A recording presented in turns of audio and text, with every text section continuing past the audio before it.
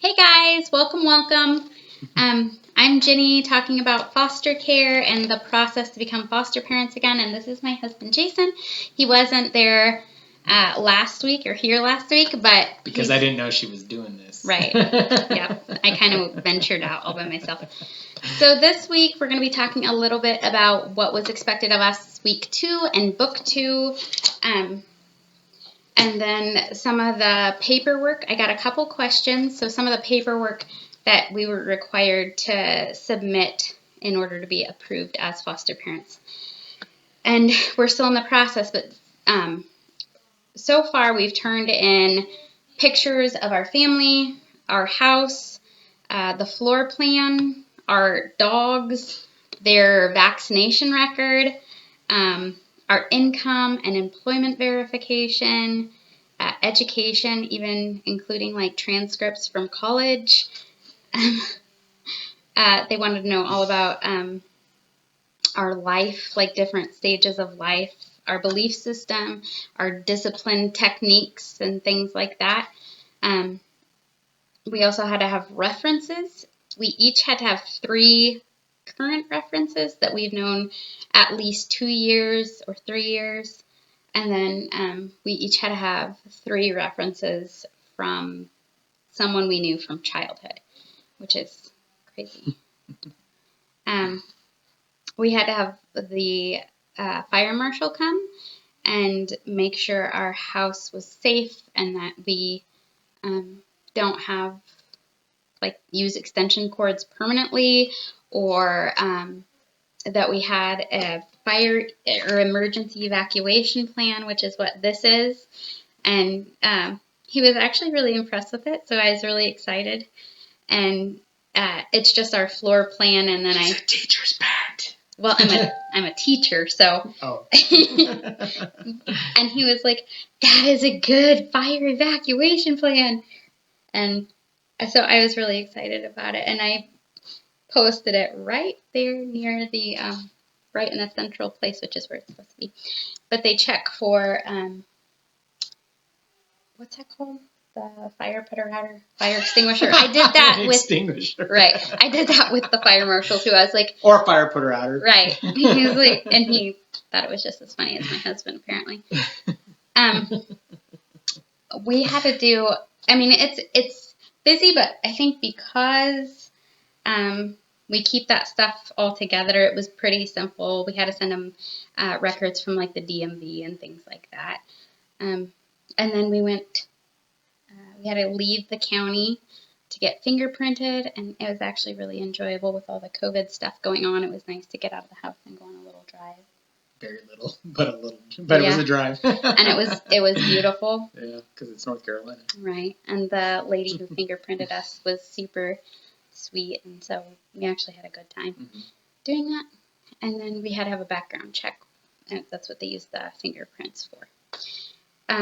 Medical evaluation forms for all of us, and then a health screening for each of our 4 children. And our doctor was super swift about that, and I had heard that sometimes references or, doctors he's putting my hands down and I'm like messing. She's fidgeting. I am. Anyways, so this week, book 2, it's called Understanding Separation and Loss. And it just really emphasizes that even the act of a child being removed from the home is traumatic. And I can understand that. And not only have they likely lived through lots of trauma or maltreatment, but they're also being removed from the home. And a lot of people might think, well, they're being rescued. But a lot of kids, if that's their normal, they don't see it that way. Parents usually don't see it that way. And so, it's a traumatic just to be removed from the home. And it talks about like ways that you can gain trust, and then encourage attachment, while still nurturing the natural parent's relationship with the child in your home. So, hey, did you have anything to add? No, it was just it was really good to see or put yourself in their position, and that's really what this was all about. So, understanding and trying to put yourself in the same situation that the children will go through, so that you don't just assume that you're better or that they're coming into a better situation, so they should be happy to be in that situation. Right. That just because it's a better situation doesn't mean that that's where they want to be. Mm-hmm. So just really think about who the human interaction. Like, your childhood might have been maybe not as good to other people in their eyes, but it was still their childhood, and that's what they know. Mm-hmm. So that's probably the bigger. It reminded me of like when parents would say, because our first son was on oxygen for almost the first year of his life, and they'd be, oh, that must be so difficult. And I was like, well, no, it's our normal. And he was our first child, and he had like breathing issues, and thankfully he completely recovered, and he's totally healthy and well. But it was just our normal. I loved him the way any mom loves a son, and it wasn't difficult. It was just the normal. So, what's been the most surprising thing so far? So far, probably so from book 1 to book 2, now we're even into book 3. They're carrying a story, so they're really trying to get you to almost go through the motions of having a foster child. The fact that you're going to have somebody who is coming from such a terrible situation, and then the idea of putting yourself in that position that you're going to have to give that child back to what you may not think is going to be a perfect situation is just it's heart-wrenching a little bit, and it kind of strikes that reality. Like, this is not you're not this child's permanent placement. You are that stepping stone. Maybe you're going to be the encouragement for both the child and the birth parents. So just really putting yourself in that position and ensuring that you understand that from the beginning. Mm-hmm. It really struck me the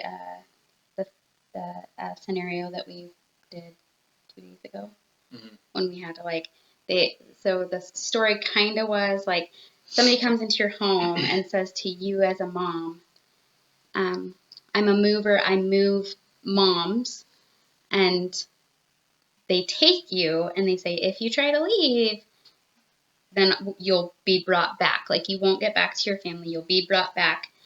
And the amount of empathy that I felt reading that for what these kids are going through, it was impactful. Anyway, I think that's kind of it. I hope that you guys are considering more and more whether or not you can meet the need, and if you would be willing to, because that's really what we're doing this for. It's just advocacy for this, because then the need is growing a lot faster than the capabilities. So anyways, have a great week. We'll try it again same time next week, right? Okay. Bye, guys.